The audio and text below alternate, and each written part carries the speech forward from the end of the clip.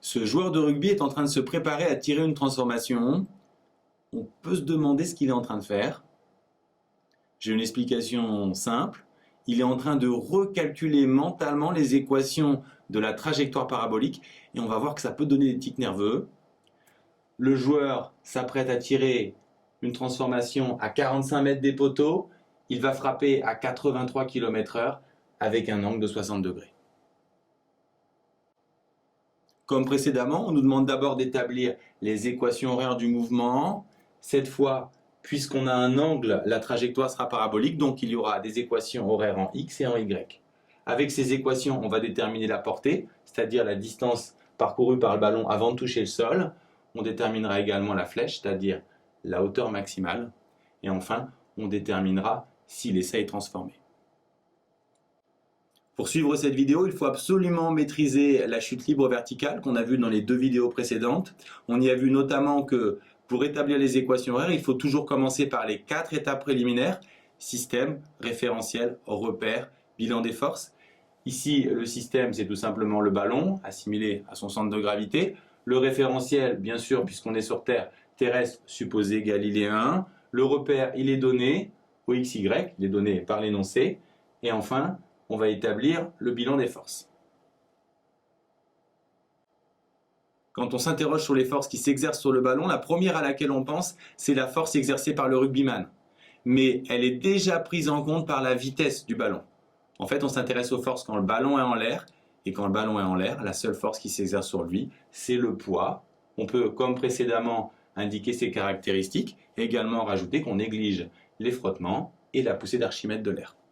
On est alors prêt, avec ces 4 étapes préliminaires, à appliquer la deuxième loi de Newton. Vous devez connaître maintenant la deuxième loi de Newton, somme des forces extérieures égale ma. La seule force ici, c'est le poids. Donc on a mg égale ma, on simplifie par les masses. On a l'accélération qui est égale à g. Comme on a une équation vectorielle, on l'a vu précédemment, on va passer en coordonnées. Ici, le repère, c'est ox, y. Donc pour l'accélération, ça va tout simplement donner ax et ay. Et pour g est uniquement vertical, donc il n'y aura rien sur les x. Et comme g est vers le bas, en vertical, on aura moins g. Finalement, ax égale 0 et ay égale moins g. Avec ax, on va trouver vx, et avec vx, on trouvera x. Puis ensuite, avec ay, on trouvera vy et y.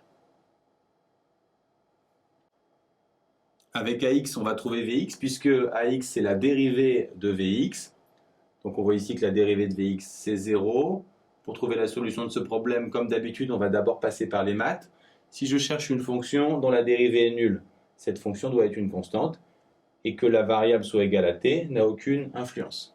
Donc je peux dire que par intégration, intégration c'est le mot qui explique qu'on va trouver une fonction à partir de sa dérivée, on trouve que vx, par intégration, est une constante.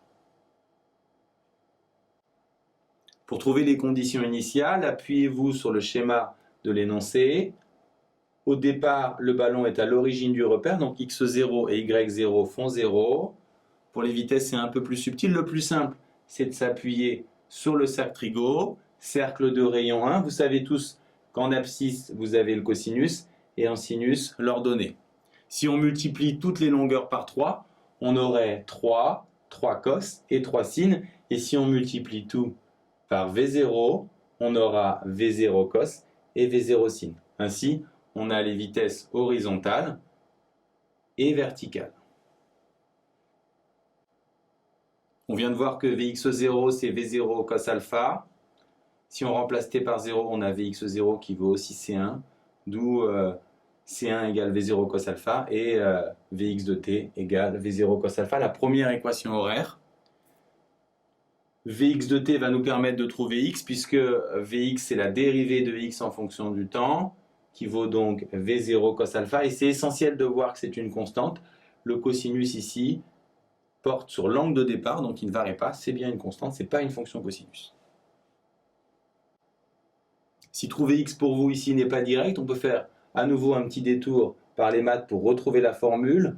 Si je cherche une fonction dont la dérivée est une constante, par exemple 5, la fonction sera du type 5x plus k. Si maintenant ma variable est t, ça sera 5t plus k. Ma constante ici, c'est pas 5, mais V0 cos alpha. Donc la fonction sera du type V0 cos alpha t plus K. On n'oublie pas qu'en physique, les constantes sont notées avec des indices. Et pour trouver la constante, on fait appel aux conditions initiales. x0, on l'a vu, ça vaut 0. Ici, si on remplace t par 0, on va trouver C2, donc C2 égale 0. Et donc, on a notre deuxième équation horaire, x en fonction de t. De la même façon, avec AY, on va trouver VY puis Y. On sait que AY, c'est la dérivée de VY en fonction du temps. Donc, on a la dérivée de la vitesse verticale qui vaut moins g, qui est une constante. Au besoin, on repasse par les maths. Si ma dérivée vaut 10, ma fonction vaut 10t plus k. Et si ma constante vaut moins g, ma fonction vaut moins gt plus k. Vous vous souvenez qu'en physique, les constantes sont notées avec des indices et on les trouve avec les conditions initiales. On a déjà vu que Vy de 0, c'est V0 sinus alpha. Si on remplace ici t par 0, on trouve C3. Donc C3 vaut V0 sinus alpha. Et on a la troisième équation horaire. De la même façon, avec Vy, on va trouver y, puisque Vy, c'est la dérivée de y en fonction du temps, qui vaut donc cette expression, qui n'est pas simple à intégrer. Donc on va passer par les maths comme d'habitude. Si je cherche une fonction dont la dérivée vaut 2t, elle sera du type t carré. Si maintenant je cherche une fonction dont la dérivée est t, puisque j'ai divisé par 2, elle sera du type t carré sur 2 plus k. On l'a vu déjà dans le cas de la chute libre verticale. Ici maintenant je cherche une fonction qui a pour dérivée 5t plus 3, ça sera 5t carré sur 2 plus 3t plus une constante. Et pour finir, il suffit d'adapter les constantes avec pour constante ici, moins g et V0 sinus alpha. On remplace et on trouve cette fonction.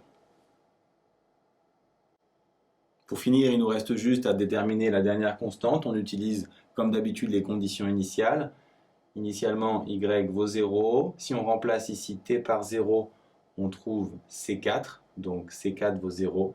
Et on a notre dernière équation horaire. Établir les équations horaires d'une trajectoire parabolique est l'exercice le plus long et le plus technique de l'année. Donc il faut s'entraîner à le faire vite, sinon en devoir vous allez perdre tout votre temps sur cet exercice. Pour aller vite, il faut absolument, pour commencer, avoir une vision d'ensemble de la méthode. Le démarrage est exactement le même que pour la chute libre verticale. On commence par les 4 étapes préliminaires, système, référentiel, repère, bilan des forces. Ensuite, on applique la deuxième loi de Newton et on traduit dans le repère avec des coordonnées. Ensuite, on rentre dans le grand chantier mathématique, mais vous l'avez compris, on suit toujours la même méthode. On travaille par intégration et on utilise les conditions initiales pour trouver les constantes. Ainsi, on trouve avec AX, VX et avec AY, VY. Puis ensuite, toujours par intégration et avec les conditions initiales, avec Vx, on va trouver x, et avec Vy, on va trouver y. Notez pour finir qu'il arrive que les conditions initiales changent, notamment il se peut que y initialement soit différent de 0.